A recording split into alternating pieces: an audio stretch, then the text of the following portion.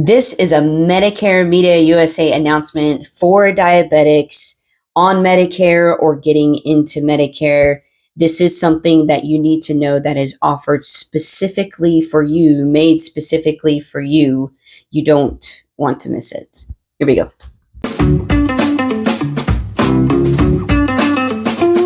Okay, so before we get into this and then before I get all the hate in the comments below, this is specifically for Medicare Advantage. So don't freak out. Yes, there are people out there that actually like Medicare Advantage plans. So if you're one of those that's against it, fine. This video is not for you. But if you're diabetic and you are looking into a Medicare Advantage plan, you need to make sure you're looking into the right one. So let's get into it. The 4 letters you want to look for when looking, so you go to medicare.gov, you type in your zip code, and you want to be looking for these 4 letters. No, it's not HMO. No, it's not PPO, but it is CSNP. This stands for Chronic Special Needs Plan. So yes, you are special if you have diabetes. Yay, in the Medicare world, you are special. Okay, so basically what this means is not only for diabetics, it is also for people who have had a stent placement, whether it be in the head from a stroke or in the heart from a heart attack. There are other plans too that are account for any chronic lung disease issues. So you do want to make sure that you're either working with an agent or you better be doing a lot of research to make sure you qualify for this plan. It's not anything bad if you don't. You just won't get accepted because when you apply for these plans, I have to put in the person's doctor that says, yes, this person is a diabetic. They'll go and get that authorization from that doctor to say that, yes, this person actually qualifies. So if you're not, you probably just won't get accepted, in which you'll just go into another plan. So Chronic Special Needs Plan. Let's get into this a little bit. Why is it called chronic? Because usually diabetes is something, not saying that you can't kick it, it's just most people, when they get it, it's a little bit later in life, people are kind of slowing down, in which that's not really a good recipe to kick diabetes. So diet, exercise, obviously, insurance companies want you to take care of yourself. That's why there's usually free gym memberships in these plans. They want you to take care of yourself because it's going to cost them more if you go into an insulin shock and wind up in the hospital than a gym membership. So they will more than happily pay for your gym membership. So do utilize your plan. So the benefits will cater to somebody who needs a little bit more help in the diet area, in the lifestyle area. So you're going to see more benefits in dental, in vision,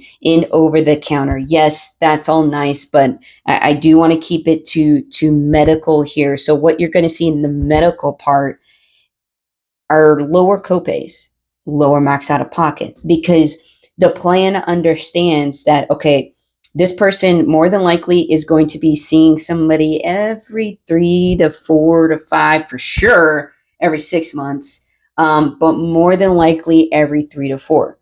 Usually people with diabetes, they need to be seeing an endocrinologist, sometimes a podiatrist. I've even seen Medicare Advantage plans include a pedicure without the polish. So you can put the polish on later though, but what a great plan to help take care and manage your diabetes. So you'll get lower copays, which are good because you'll need to see a specialist. So we're talking copays like maybe $15 to see a specialist, $20. You're talking lower max out of pockets because usually with diabetes, may also have maybe some heart issues or some liver issues and may put you in the hospital, and they want to make sure that, okay, for this person, they cap the amount of out-of-pocket expenses because they're more than likely to end up in those situations. So, and this is all statistically speaking, don't get mad at me if you are one of those that does take care and manage their diabetes properly. Awesome. It's just these plans are going to help you out in the job that you're doing already. So the other things I want to go over is obviously your drugs. If you're wondering if your medication is going to be covered, more than likely it is. So there's two ways in your medications could be covered and fall under durable medical equipment or fall to your drug plan within your Medicare Advantage plan. So the things that fall in the durable medical equipment side of things are going to be like your insulin pump that you wear on your hip and the insulin that goes in there. That is going to be a kind of like a Part B component. And so there are some Advantage plans that will say, okay, 20% coinsurance, which isn't bad. It's not like you need a pump every month. So yeah, you'll have a 20% coinsurance to you. Some plans pay for them. So what I'm going to do is in the description below, I'm going to link this document that I found from CMS, Centers for Medicare and Medicaid. And this document will help you, and I'll kind of pull it up right now. This document will help you go through the components of your diabetes, your equipment, where it falls within Medicare. As you can see there, it already kicks it off, says Part B covers these if patient has diabetes. So you see there, it says therapeutic shoes, which I think is awesome. Medicare wants to take care, to help you take care of your diabetes. It's not the other way around. They're not always the bad guy. Okay. So, self-testing equipment, where that falls under, and it's 7 pages, but it'll tell you what, the who, what, where, and why of diabetes. So I will link that below. All right. So coming out of that, do know that you're like going back the pump that you wear on your hip, that is going to be under Part B. Now, what falls under your drug plan, and this is what you're going to need to just double check, do your due diligence to make sure that your medication has a smaller copay, a lower copay on these plans. Because if it doesn't, then I'm not sure you need to be in it to begin with. I know I just said like, oh, look out for CSNP.